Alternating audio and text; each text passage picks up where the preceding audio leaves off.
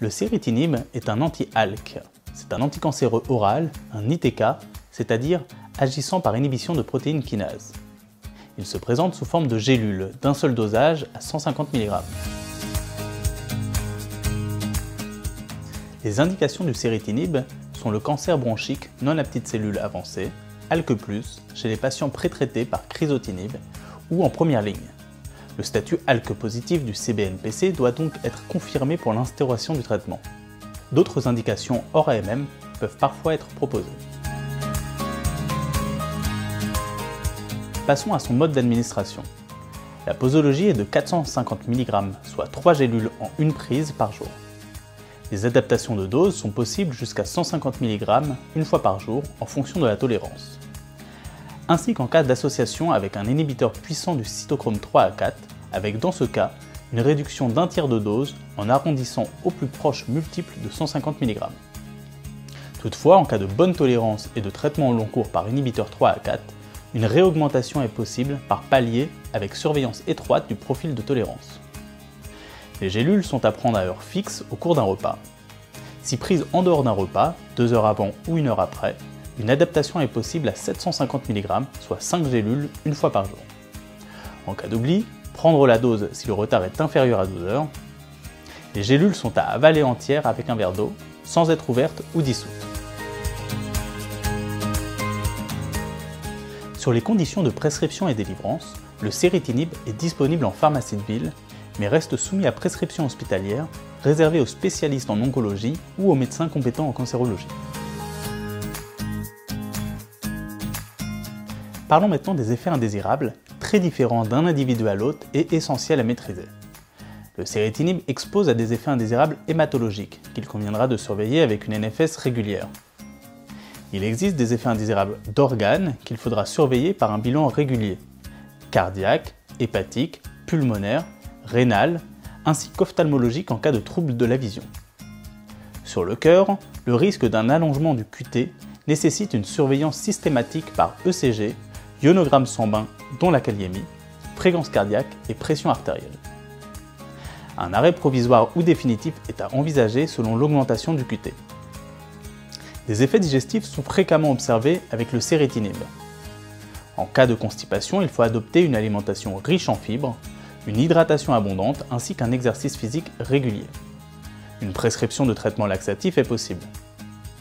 En cas de diarrhée, il faut privilégier une alimentation pauvre en fibres, éviter les fruits et légumes crus, laitage, café et alcool. L'hydratation doit être abondante et une prescription de traitement antidiarrhéique est possible. L'arrêt du traitement est recommandé si plus de 4 selles apparaissent par jour. D'autres troubles digestifs, nausées, vomissements, ainsi que des dysgeusies peuvent être évités en fragmentant l'alimentation en plusieurs repas légers, plutôt liquides et froids, et moins gras. Un traitement antiémétique pourra être proposé en cas de persistance. La prise en charge des effets indésirables doit se faire dans la majorité des cas par une interruption du traitement par céritinib jusqu'à l'amélioration des symptômes, puis reprise du traitement au palier de dose inférieur. Si l'ensemble des mesures correctives n'a pas conduit à une amélioration des symptômes, le traitement par céritinib doit être arrêté définitivement.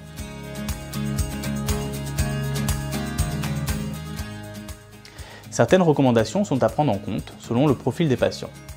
D'abord, chez les insuffisants hépatiques, la métabolisation du céritinib par le foie est importante, avec une élimination biliaire. Une insuffisance hépatique légère ne nécessitera pas d'adaptation de dose, mais si elle est modérée ou sévère, l'utilisation du céritinib n'est pas recommandée. L'élimination rénale étant mineure, aucune adaptation de la posologie n'est faite en cas d'insuffisance rénale. Une contraception mécanique est obligatoire chez les femmes et les hommes pendant le traitement et pendant au moins 3 mois après la fin du traitement. Le traitement est contre-indiqué en cas d'allaitement. Pour finir, abordons les interactions médicamenteuses. Le céritinib est un substrat du cytochrome 3A4 et de la protéine de transport PGP. Il existe donc une interaction majeure avec les inhibiteurs puissants du cytochrome 3A4, avec une augmentation des concentrations plasmatiques de céritinib importante, jusqu'à 3 fois selon l'inhibiteur, et un risque de majoration des toxicités du céritinib.